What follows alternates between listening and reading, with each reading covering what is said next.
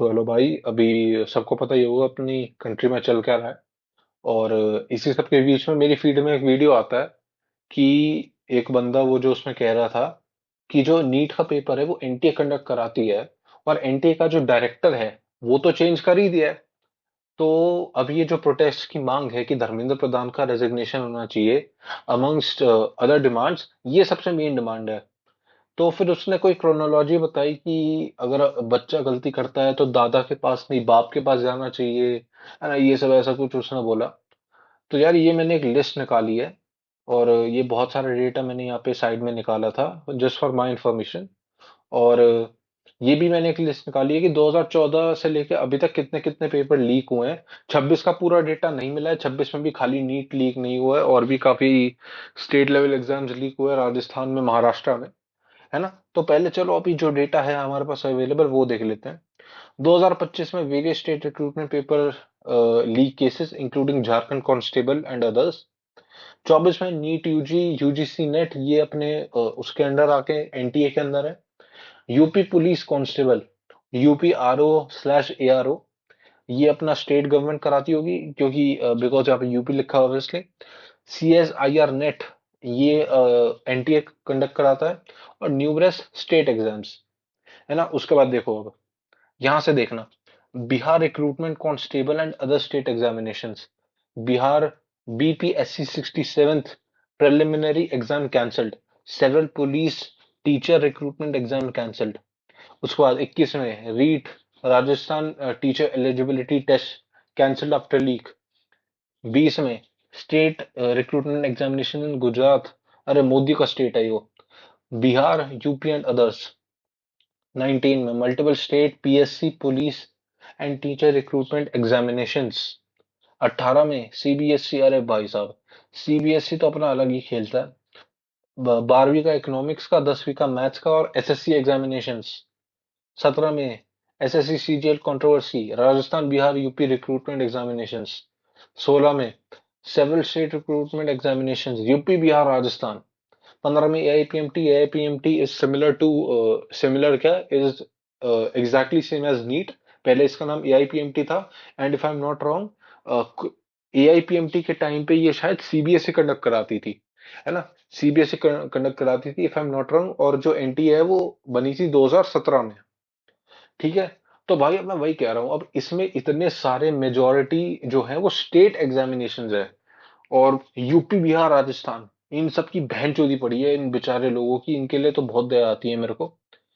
तो भाई वही बात है, अगर तुम हर एग्जाम का अगर तुम बाप दादा निकालने जाओगे ना, तो कंफ्यूज हो जाओगे कौन किसका बाप है कौन किसका दादा है, और तुम इन्हीं सब चक्रों में फंस जाओगे। अब तो मैं वही कह रहा हूँ कि पूरा जो एजुकेशन सिस्टम है, उस पूरे एजुकेशन सिस्टम का बाप दादा कौन है?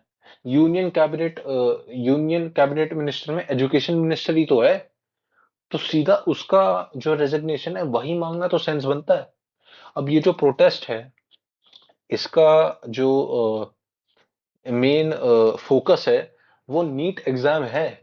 लेकिन उसका मतलब ये तो नहीं है ना कि अगर आप जनता को एक प्लेटफॉर्म दे रहे हो तो सिर्फ जिनका नीट एग्जाम का पेपर लीक हुआ सिर्फ वो आके बोल सकते हैं।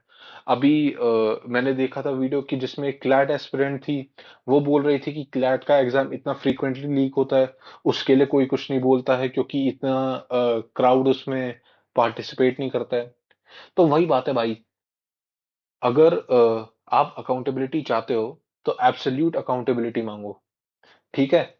और जिन्होंने ये एग्जाम दिए, जिन्होंने ये स्टेट लेवल रीजनल लेवल के एग्जाम्स भी होते हैं भाई, जो कि मतलब न्यूज तक बना भी नहीं पाते कुछ तो मेरे ख्याल से ऐसा तो लेकिन बहुत रेयर होता होगा, लेकिन still it might be happening somewhere. भाई इतना बड़ा देश है बहनचोद, कहीं तो हो रहा होगा ये भी।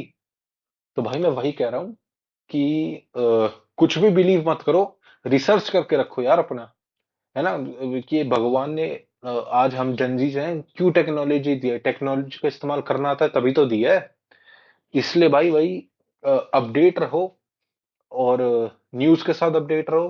किसी को भी ब्लाइंडली सपोर्ट मत करो, पूरी अब जो है इंफॉर्मेशन निकाल के रखो, है ना। कोई किसी का भाई कोई किसी का दलाल नहीं है, कोई किसी का इस्तेमाल नहीं कर रहा है। बस वही है, आप कितनी इजीली मैनिपुलेट किए जा सकते हो, या फिर कितनी आसानी से आप ब्रेन वॉश किए जा सकते हो, उस पर डिपेंड करता है कि आपकी मेंटल स्ट्रेंथ कितनी है। हाँ तो भाई मैं बस वही कह रहा हूँ कि support the right and criticise the wrong.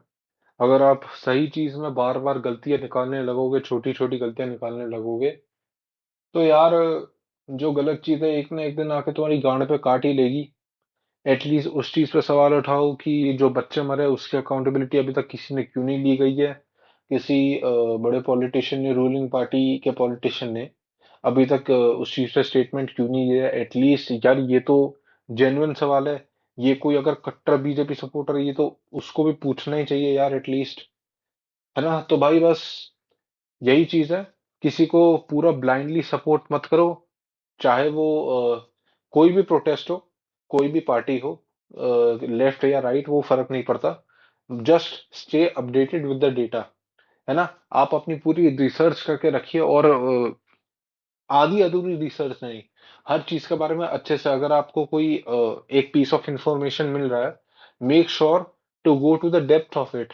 ये नहीं कि तुम्हारे पास आधी अधूरी इंफॉर्मेशन है, और कोई फिर अगर टेंडर्ड वीडियो है, अगर तुमने उसको अपनी पूरी इंफॉर्मेशन बना लिया, फिर पता लगा कि नहीं यार ये तो वीडियो ही आधी फेक थी, या वीडियो आधी काट रखी थी, फिर तुम्हें अपना ही बेवकूफ लगेगा कि यार कि मैं कितना चूतिया हूँ, मैंने उस टाइम अपने आवाज क्यों नहीं रखी, है ना। तो यार ये चीजें तो पूछनी चाहिए, ये तो बहुत ही बेसिक है ना, ह्यूमैनिटी होती है।